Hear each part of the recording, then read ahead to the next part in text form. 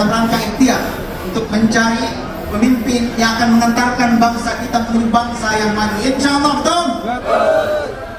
Lewat tangan Pak Prabowo lah bangsa dan negara ini insya Allah akan menjadi bangsa terkuat 10 besar dunia di 2045. Oke, dengar. Kenapa hari ini kita memilih Pak Prabowo? Harap semua dengar. Karena Pak Prabowo adalah bagi kita dan bagi saya yang sudah mulai cinta dengan beliau ketika jadi presiden mahasiswa 2014. Saya sudah ada cinta dengan beliau. 2019 ikut berjuang sampai ikut menjadi korban dalam perjuangan. Selanjutnya 2024 istiqomah mendukung beliau. Kenapa? Pandangan saya beliau adalah capres satu-satunya yang paham tentang ekonomi, betul? Untuk membangun bangsa yang kaya raya ini, yang terbentang dari Sabang sampai Merauke, memiliki 17.000 pulau, memiliki penduduk hampir 300 juta, itu butuh pemimpin yang mampu mengelola sumber daya alamnya, yang paham ekonomi. Dan yang saat ini paham ekonomi, pandangan kita dan bisa dibuktikan dengan data hanya Bapak Pak Prabowo, betul? Beliau pengusaha, beliau ekonom. Tanpa didukung negara pun di saat beliau juga posisi bisa membangun ruang-ruang bisnis, apalagi beliau bisa memegang tampuk kepemimpinan negeri. Yakin dan percaya ekonomi kita, kekayaan alam kita akan dikelola dari hulu, bukan lagi dari hilir. Kalau dikelola dari hulu, untungnya itu bisa 100%. Kalau dikelola dari ujung, kita hanya dapat titisan-titisan dari pengelolaan bangsa asing. Yakin dan percaya kita hanya dapat kecil dan itu dibagi-bagi. Tapi kalau dikelola dari hulu, bisa bagi susu gratis, yang makan siang, betul? Ada duitnya. Sekolah gratis bisa, betul? Bisa. Kesehatan gratis, betul? Maka wajib kita dukung Pak Prabowo demi masa depan anak cucu kita. Yang kedua, Pak Prabowo itu bukan hanya pandai dalam ekonomi, tetapi juga pandai dalam dunia pertahanan. Dengar Bu, ada nggak bangsa di dunia ini kuat ekonominya tanpa kuat militernya? Tidak ada. Semua bangsa besar di dunia ini pasti kekuatan militernya kuat. Kalau ekonominya kuat, kekuatan militernya kuat. Kalau kekuatan militernya kuat, pasti ekonominya kuat, betul? Jadi kalau ada capres yang mengatakan atau cawapres mengatakan bahwa kita nggak butuh kekuatan militer, maka dia perlu belajar sejarah. Bagaimana VOC datang ke Indonesia, menguasai ekonomi kita beratus tahun, dia menggunakan kekuatan militer. Bagaimana Belanda menggenggam, mencuri kekayaan alam kita dengan kekuatan militer. Inggris bisa menguasai dunia dengan kekuatan apa? Armada laut. Amerika sekarang mempengaruhi ekonomi dunia dengan kekuatan apa? Kekuatan militer. Cina sekarang bangkit dengan mengiringi kekuatan ekonomi dan kekuatan militer. Jadi tak ada pun satu negara dunia ini yang kalau ingin ekonominya sejahtera pasti dia membutuhkan kekuatan militer. Oke, yang ketiga, kenapa kita pilih Pak Prabowo? Pak Prabowo saat ini capres satu-satunya yang jadi ketua partai. Beliau membangun partai sendiri, ketua partai sendiri, dan beliau independen secara politik.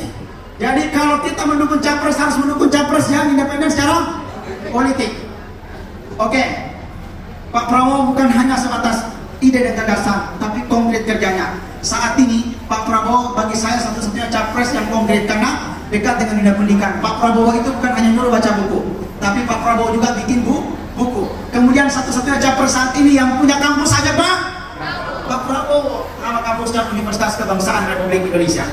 Kemudian Pak Prabowo juga peduli dengan dunia kesehatan. Di saat bangsa kita lagi dilanda pandemi, kementerian yang paling banyak menyumbang untuk menstabilkan kehidupan ekonomi negara, membantu meredam serangan pandemi, itu kementerian apa? Kementerian apa? Kementerian Pertahanan yang dipimpin oleh Bapak Prabowo. Dengar lagi, Pak Prabowo hanya bukan nyumbang, tapi saat ini Kementerian Pertahanan membangun rumah sakit terbesar di Asia.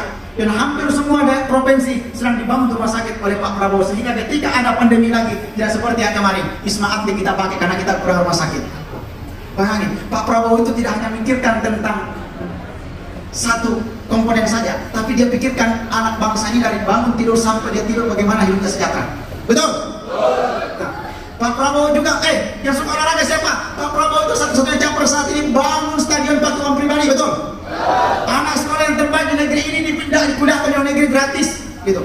Beliau juga salah satu pimpinan organisasi pencaksilat. Artinya apa? Bukan hanya bangun, tapi juga memimpin. Kompleks. Kalau saya sudah jelaskan kayak gini, kira-kira masih ada ya nggak? Tidak mau ikut pilih Pak Prabowo? Masih ada nggak? Masih banyak yang perlu kita jelaskan, tetapi tidak cukup waktunya. Kalau kita sudah jelaskan by data, by konkret, baik pengalaman, usia beliau, belum lagi keturunan beliau dari Mataram, Majapahit, ayahnya beliau seorang pejuang, seorang pendiri Bank BNI Sumitra, kemudian Menteri Keuangan pertama Indonesia saat negara kita diblokade oleh Belanda. Ayah dan kakek beliau lah yang berjuang untuk menstabilkan sehingga bangsa kita bisa berjuang. Kita kumpul sini aja butuh duit, apalagi kemerdekaan, betul? Jadi beliau sudah sang ekonom sejak beliau di dalam kandungan ayah dan ibunya. Hei, anak muda sudah siap berjuang untuk kemenangan Pak Prabowo, siap? Oke, begitu semangat. Karena anak muda dalam sejarah bangsa dan negara ini tidak bisa dikisahkan. Bagaimana 1908? Siapa pencetusnya anak muda, betul? Hari ini kebangkitan nasional diperingati karena anak-anak muda yang usianya belasan tahun. 1928 Oktober, Sumpah Pemuda yang menyatukan semua elemen bangsa, suku, agama dari Sabang sampai Merauke. Siapa pencetusnya? Anak muda. Gitu. Maka adalah kata-kata Indonesia. Pada revolusi 1945, siapa yang memaksa kelompok tua? Anak muda. Maka dipaksa oleh Soekarno untuk mendeklarasikan kemerdekaan kita pada 17 Agustus 1945 di hari Jumat, di bulan suci Ramadan. Anak muda meminta ke kelompok tua, ayo kita merdeka. Kita nggak boleh kemerdekaan kita diberikan oleh Belanda, Jepang. Kita nggak boleh berikan hadiah, harus kemerdekaan kita karena di atas kaki kita sendiri, betul? Maka hari ini sejarah mencatat bangsa di dunia yang merdeka bukan karena hadiah bisa dihitung jari, dan sejarah membuktikan bangsa Indonesia merdeka karena di atas kaki sendiri.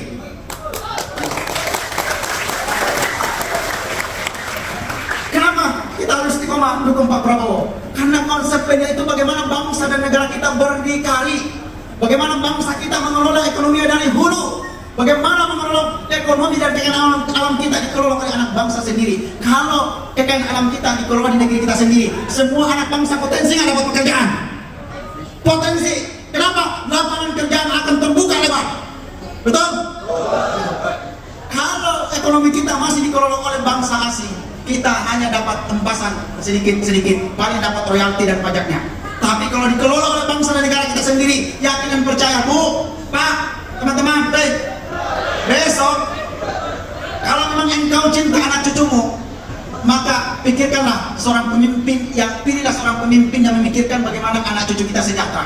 Pak Prabowo itu sudah dipikirkan bagaimana dia minum susu, bagaimana anak kita agar punya kualitas yang bagus, sehingga ketika gizinya terpenuhi, bangsa ini sudah mampu mengelola kekayaan alam kita sendiri. Anak-anak kita mampu dengan secara kecerdasan dan kemampuan.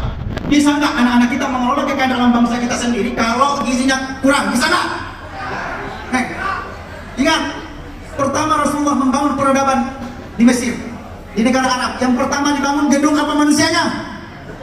Manusianya, bos. Maka manusia pertama dibangun. Ketika manusianya sudah hebat, maka mampu menaklukkan Persia dan Romawi.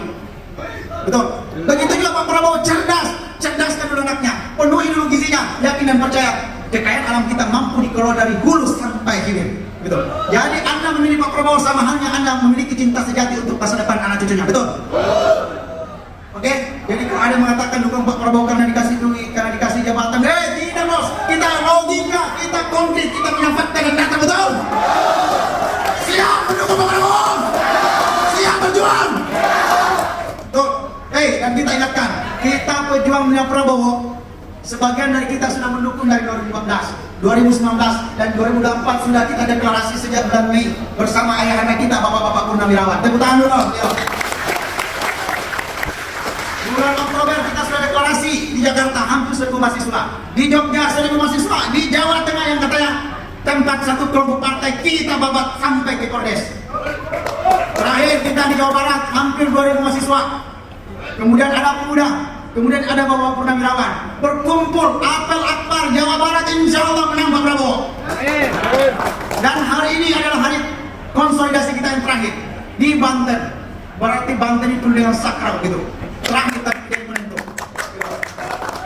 Jadi Pak Eko sebagai ketua TAP, kita titipkan teman-teman di sini Pak. Gitu. Berjuanglah bersama Bapak TAP, berjuanglah sama Bapak PPR. Mereka ini adalah pejuang-pejuang yang mempertaruhkan jiwa raganya untuk bangsa dan negara ini. Ayahanda kita ini di masa mudanya tidak berada di ruang AC, di lapangan latihan tempur, angkat senjata. Ada yang di Timur Timur, ada yang di Papua, ada yang di Aceh. Bagaimana